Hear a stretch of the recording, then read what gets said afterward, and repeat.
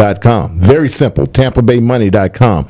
And on that website, Tim, you have something to give away on that website, right? Right. You know what? I did something specially for the listeners. If you click on the microphone, you'll see there it says click here for the radio offer. Got some reports we're going to send out to you, some things your banker and broker don't want you to know. Wow. I love this show. Anytime we're talking about things we don't want you to know or people don't want you to know, this is the right show. Listen, click on TampaBayMoney.com, click on the microphone, and it says offer, radio offer, and you can download those reports for free. In fact, one of the reports talks about the things your banker doesn't want you to know about CDs. Everybody who's listening to the sound of my voice, you should be downloading. I mean, his website should be crashing right now. You should be downloading those forms because it's really good information and good money tips that you want to know about. Tim, I have a question. Ask. What advice would you give anyone who is concerned about what the markets are doing? Well, remember now, we only have 25 minutes, so right. You gotta give me the 5-minute version. That's really a good question. It's important because if you're concerned, if you have any fear at all about what's going on, about what's going to happen to your money, right? And that's two things. One, are you going to outlive your money? Okay, are you going to outlive your money if you're getting ready to retire, already retired? Second thing is if you're working. You own a business. You're a car mechanic, right? You're bagging groceries. You're working as an accountant, okay? Because accountants understand numbers, but they don't understand investing, which is completely different. Absolutely. Okay? If you're not effectively saving so that you can pull money out later in an advantageous format, and when I say advantageous, I mean using the rule of 72 in your favor. Right. I mean tax advantage, so you don't have to pay taxes on it later. Okay. If you had a choice, if you had 2 buckets of money when you got ready to retire, you had 2 buckets of money. One had $500,000 in it, but you had to take it out and pay taxes on it, or one had $500,000 in it and you didn't have to pay taxes on it. SE, which would you prefer? Well, first of all, I'm gonna tell you, I want both of the damn buckets, but since I can only have one, give me the bucket that I don't have to pay taxes on. But you can only have one. Exactly. If you want to know, and this is what I'll tell people, it's really simple. If you want to know how to have the bucket you don't have to pay taxes on, we need to talk. Bottom line, because I can teach you how to do that very effectively. Now here's the advice I'm going to give somebody. There's 3 things and it's really simple to do. Okay. First thing is that you have to admit there's an issue. You and I were joking the other day about driving over the Howard Franklin Bridge here in Tampa Bay. For those folks on Blog Talk Radio, the Howard Franklin is Interstate 275 that goes across Tampa Bay between Tampa and St. Pete. Exactly. And there's a sign there that says long bridge ahead, check your gas. Check your gas. Oh. Right. Now, I don't care who you are or how confident you are, you could have stopped at the station 15 seconds ago. Subconsciously, you glance down at that light. Every time. You subconsciously get, okay? For some reason, when it comes to people and their money, when I say, are you going to outlive your money? They become an ostrich, and they stick their head in the sand, and they stick their head under a blanket because they don't want to talk about it, because they may have to make a change. They may have to do something different. And then the question is, do you want to be stranded in 6 lanes of traffic, going 80 miles an hour on a bridge in the middle of the bay? No. Or do you want to wake up one morning and realize that, you know what, I think I need to go I'm going to stop today and get that application for Walmart, or I'm going to, they need a couple extra greeters, or maybe somebody at Wendy's needs help washing the tables down, picking the trays up. You've been to Wendy's and seen what's the oldest person you've ever seen working at Wendy's? Take a guess.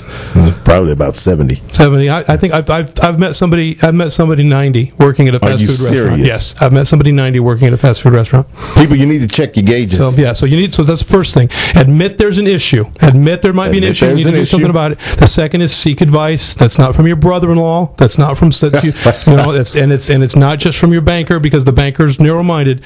Okay. But Tim, my brother-in-law tells me how to invest my money. Okay, well that's great. Okay, all right. But can your brother-in-law tell you how to legally avoid taxes? Right. No. Okay. Right. Now, and the third thing is take action, because if you don't do something, and that's why you at least need to go to the website today or give me a call so we can chat. Absolutely. Because if you don't do that, you've got nobody to blame but yourself. Because if you've got to admit there's an issue, you've got to take advice, and you have to take action. Bottom line. Now, I'm simply just bringing it home to you. When you're talking about, that was a great analogy about the Howard Franklin. Great analogy. Check your gauges. Most people don't check their gauges on their money. They will watch the news.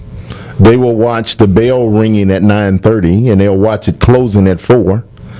And they're not looking at what they're losing, because you hear the people on TV. Ali Velshi was talking all week.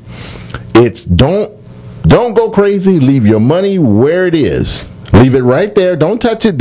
Remember, you're investing for the long term. Let me tell you why they say. Let me tell you why your broker says that. May I really quick? Please. It's very, very simple.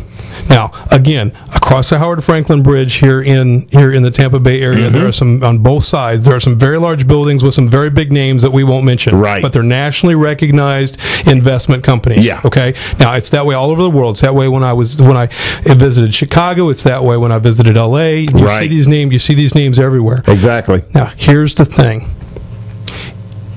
They want you to keep your money in. Of course. Because if you pull your money out, what happens to their company? The value of their company drops because their company is in business of collecting your money. Did you ever think of that? They're in business of teaching you how to collect your money. They are not in business to teach you how to take your money out. That's the person you need to find. By the way, I'm very good at that. I'm an income retirement specialist. Okay. But you have to know how to take your money out. And most of these people that have been in this business for so long, all they've ever known how to do is put their money in. Is how to take your money in. Let me take your money and invest it for you. Right. How many of those people said, let me teach you how to give your money back to you? No one. I was watching Fox. Do these companies also like to scare the public? I tell you what, I know some newscasters who do. Because they were running on Fox News this morning that Morgan Stanley says that we are headed for a recession. Well, I don't doubt that we are, which makes a very good point. Is that there are some people that need to do something. I mean, there are things you can do because there are some things that are going to change. But you're absolutely correct. There's a lot of people out there, and they use fear quite a bit. Here's the way I like to say I do business a smidgen differently than everybody else, because there's a fine line when it comes to passion, and I'm extremely passionate about what I do. I tell people the market's not good. Right. Not because I want to scare you into doing something. Okay. I tell you the market's not good because I give a darn. Okay? Because I care about you. I would rather, and I don't mean to get all touchy-feely, but let me just say how it is. I would rather talk to you about money and love, and to be honest with you. Right. It's like if your 30-year-old son is still living at home, okay, in the basement without a job, not doing anything. All right. Sometimes you got to practice tough love. Exactly. Okay.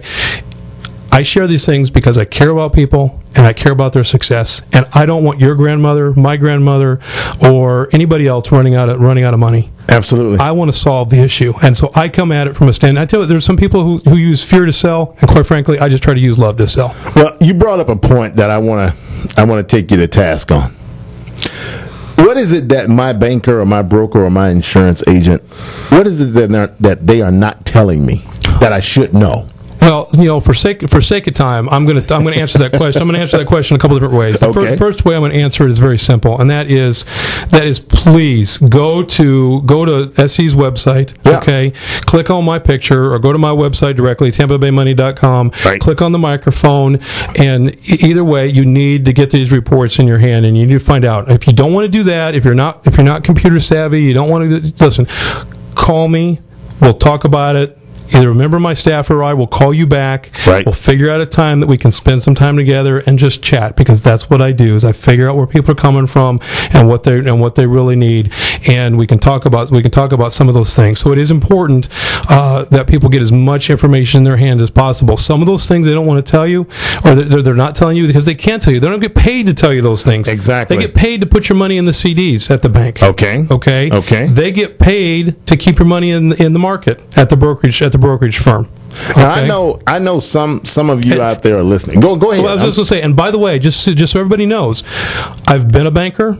Okay. I am a broker. I am an insurance agent. Okay.